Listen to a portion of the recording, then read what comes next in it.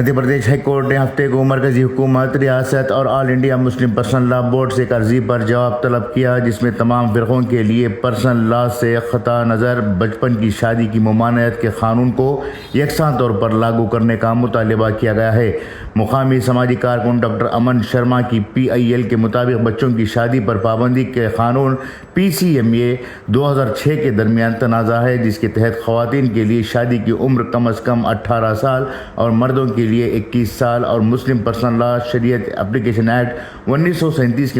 کے درمیان ہے۔ جسٹس ششت اروند دھرمادھیکاری اور ڈوپلا وینکٹا رامنا کی ڈویژن بینچ نے مرکز، مدھیہ پردیش حکومت اور مسلم پرسنل لا بورڈ کو نوٹس جاری کرتے ہوئے 4 ہفتوں میں ان سے جواب طلب کیا ہے۔ درخواست گزار کے وکیل ابھینو دھنکر نے کہا کہ مسلم پرسنل لا بلوغت کی عمر میں شادی کی اجازت دیتا ہے، عام طور پر اسے 15 سال سمجھا جاتا ہے، جو کہ PCMA سے متصادم ہے۔ انہوں نے کہا کہ PIL نے متضاد پرسنل لا قوانین پر PCMA کی اولین